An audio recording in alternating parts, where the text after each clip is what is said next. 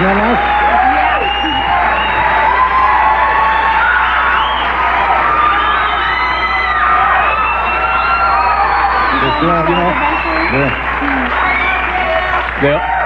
They're still cheering the monologue. Yeah, I was going to ask you who wrote your material. Yeah. How are you? It's nice to have you here. Thank you.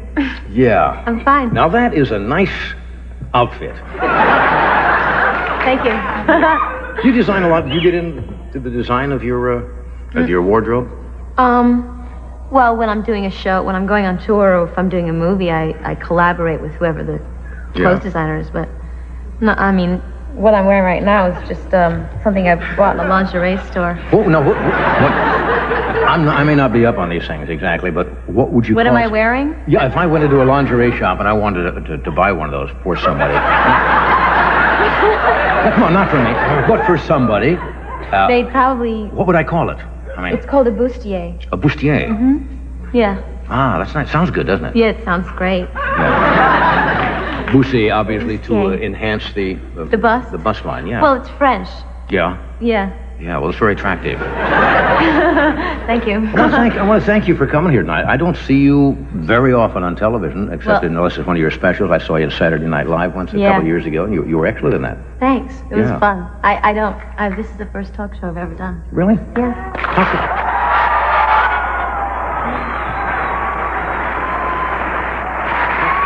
Can I ask you?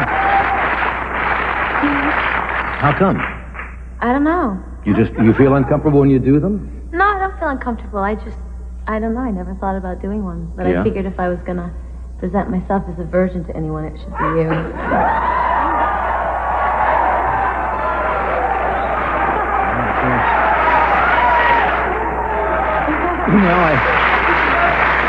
I suppose there has to be a first in my life. Anyway. I bet you're the first girl that you spoke to in a bustier. Yes, I think you are.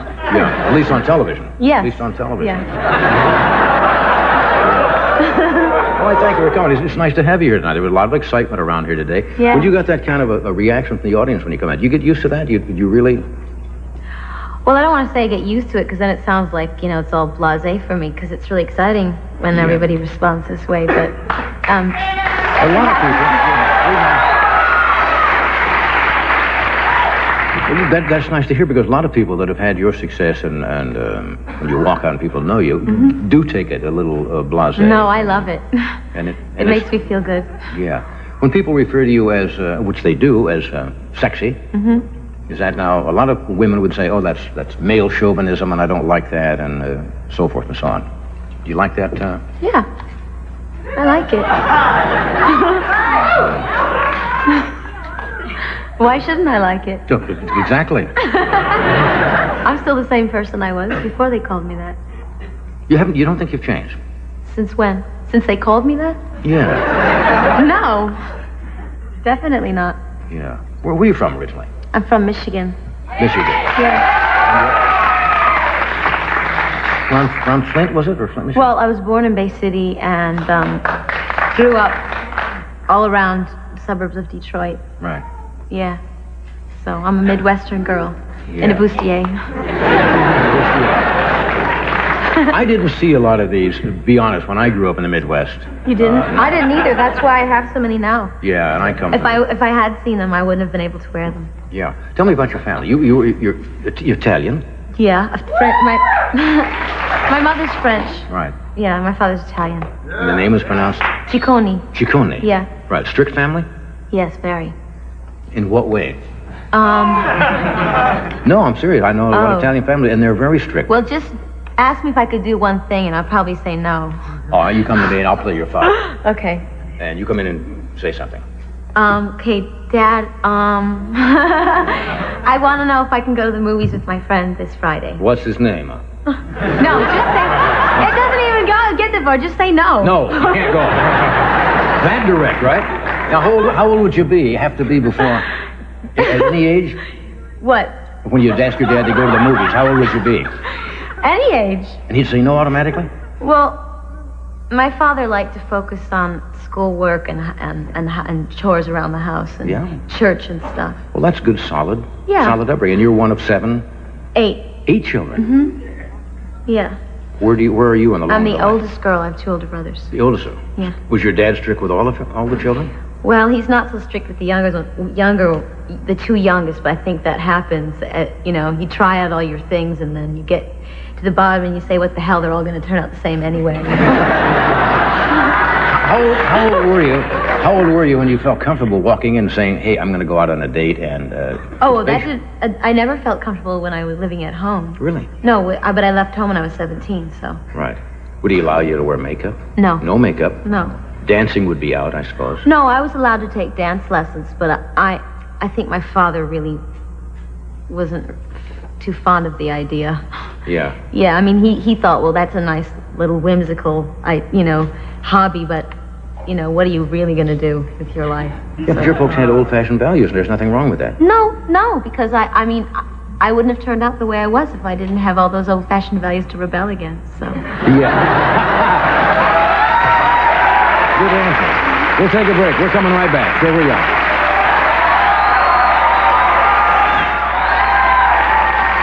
We're talking with Madonna. We were talking about your upbringing a little bit. When you did go out on dates, what would you have a curfew? Midnight. Hell no. Really? Try 9:30. 9:30? Yeah. What could you do on a date? Be home by 9:30? Nothing or a lot fast. Well, I guess that's all right. Would you? Depends on the guy I was with. Yeah. When did you? Now, your husband Sean was on the show not too long ago. Did you watch him? Yeah. How do you think he did? I know he doesn't do things very well either, and he's rather reclusive, isn't he? Well, he's shy. Yeah. By nature. Yeah. But I thought he was great. Yeah. Yeah, he was sweet. He's an interesting man. Yeah, he's very interesting. But you have been quoted as saying yourself you're a flirt. Does that cause any problems? With Sean? I think that deep down inside he knows that about me. And that he doesn't take it to heart. What? I flirt with everybody, though. I mean, I flirt with grandmothers and garbage men and stuff like that. Yeah? Yeah. It's part of my nature. Yeah. You're going out on tour for, what, 3 months. Excuse me, there's something flying around here.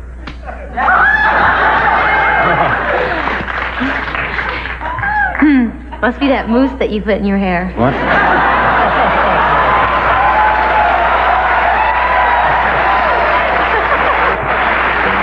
You want me to bring out the baton? You want me to bring out the baton? No, I'm just saying that because I know this girl who put mousse in her hair. It was made out of apple something or another, apple pectin, and all the insects? She had all these fruit flies flying around her head. Well, you change your hair every so often, don't you? Yeah, I change it a lot. What decides? How do you decide when to change it and what to change it to? Well, I had a blonde for a while, and then after I did my movie, I had to bleach it so much that the roots wouldn't show. Yeah. Because my hair grows really fast, and that's a really long, somewhat hysterical process for me because I can't sit still. Right. So after the movie was over with, I said, forget it, I'm not bleaching it anymore, and just start to let my hair grow out. Then it grew out, and I made it dark, and then I was ready to go on tour, and I just felt like I wanted to have blonde hair again. Right. Yeah. It looks good on stage. Yeah. You mentioned during the break. You mentioned during the break that you're a big fan of Ray Charles. Oh, yeah, who's also love here him. tonight. He's Who great. else did you, when you were very young? Was I a big fan of? Yeah, who were you a big fan of? Oh, a lot of people. Well, I loved Shirley Temple, and I loved. Well, Shirley Temple was way before your time, really. Yeah, but I was a big fan of hers when I was a little girl. And then I was a big fan of movie stars. You name it, Marilyn Monroe. I mean, but I hate to say that because I always get that comparison. But You hate comparisons to other people?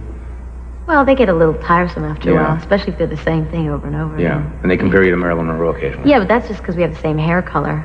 That's where the comparison ends, as far as I'm concerned. Now, the movie you've done. Yeah. And we're going to show a little clip from it. Comes out in August. What are we going to see in the clip here? And you do this with an accent, do you not? Yeah. I'm not sure. I think it's either Queens or Bronx. I'm not sure. I just made it up in my head.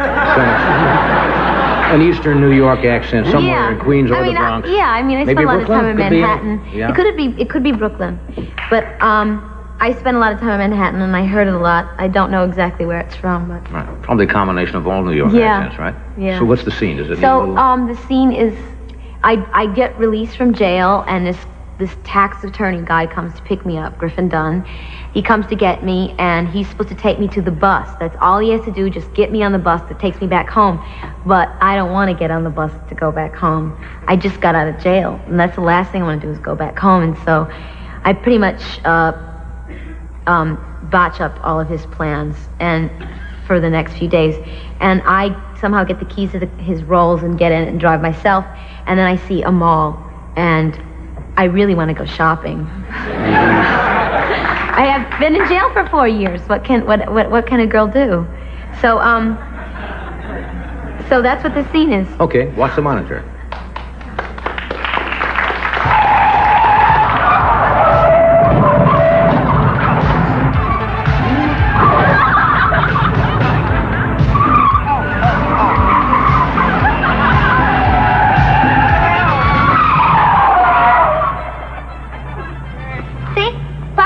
Nobody scratches. Okay, that's it. Fine. Nobody's hurt. Nobody's hurt. Lon, don't be mad at me, okay? It's just that I've been stuck in that cage for 4 years, and I just went a little crazy, and it won't happen again. You're right. You're right. This will not happen again. But as long as we're here, can we go home for a few seconds? No. Please? No. Why not? The bus doesn't leave for half an hour, and I can't go back to Philly without any presents because my mom, she thinks I've been shopping. Shopping? For 4 years? Mm-hmm. So I can't exactly go back empty handed because it isn't very nice. All right. All right. 15 minutes. And then straight to the bus station. You promise? Promise. Who are you?